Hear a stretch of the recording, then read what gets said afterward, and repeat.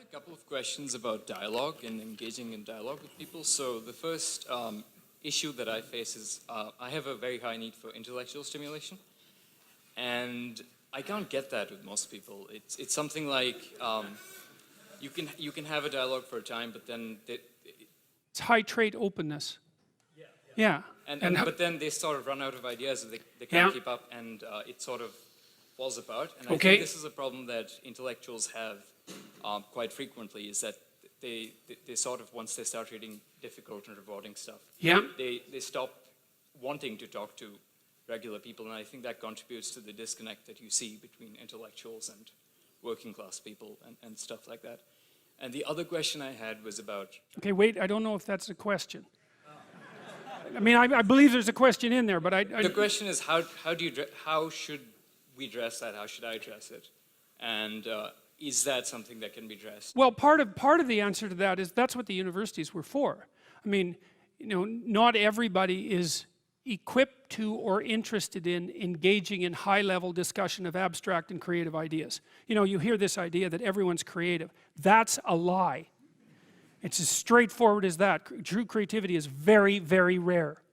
And if you happen to be a creative person, or if you happen to be someone who's profoundly interested in ideas, you are in a pronounced minority. Just as you are if you happen to be extremely extroverted, or extremely agreeable, or extremely conscientious. These are minority issues. And what you do is you find like-minded people who are capable of engaging that. You know, heavyweight weightlifters compete with heavyweight weightlifters for a reason, and everyone thinks that's fine. And the same thing applies to intellectual and creative endeavors. So what you do is you try to find a community where that's the nature of the community, and you likely have to find a relationship like that as well, you know. So I don't think so. I think what contributes to the siloing is the arrogance that goes along with it. Because if you can be interested in ideas and you can be creative, well, that's the arrogance of the intellect, right? That's the thing the Catholic Church had warned about for centuries, is the arrogance of the intellect. So because if you're wise as well as smart, and there is no relationship between being smart and being wise, they are not the same thing. There's no quick pathway from smart to wise. And many of the people who I've known who were very wise well, some of them were intellectually impaired and were still wise, you know.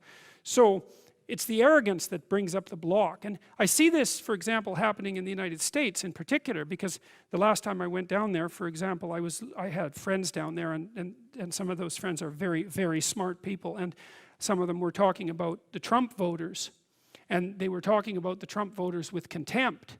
And I thought, you better watch that, because that's 50% of the damn population. And it might be convenient to think that they're stupid and beneath you, but it's not conducive to a civil state, and there's no evidence that it's true, because there isn't a straight line between intelligent and wise.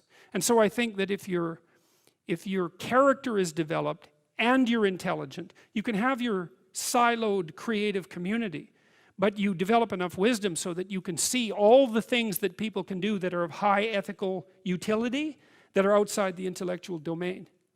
You know, and I think that's why in the New Testament, I think that's why Christ is a carpenter. Right? Because, well, first of all, a carpenter is one of those jobs that when you're dishonest, it manifests itself immediately, because what you build falls down. And so if you're an honest carpenter, you build a good house. So there's a nice metaphor there. But it's also a warning, in some sense, against the equation of intellectual brilliance with moral superiority.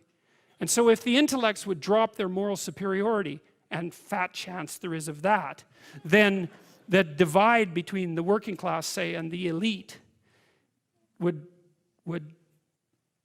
resolve. And there's every reason to have respect for decent working class people.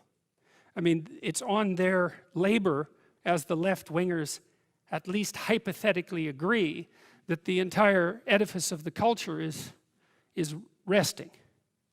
So you can have your cake and eat it too, but you have to not assume that your niche makes you superior. And it's very difficult for smart people, especially smart.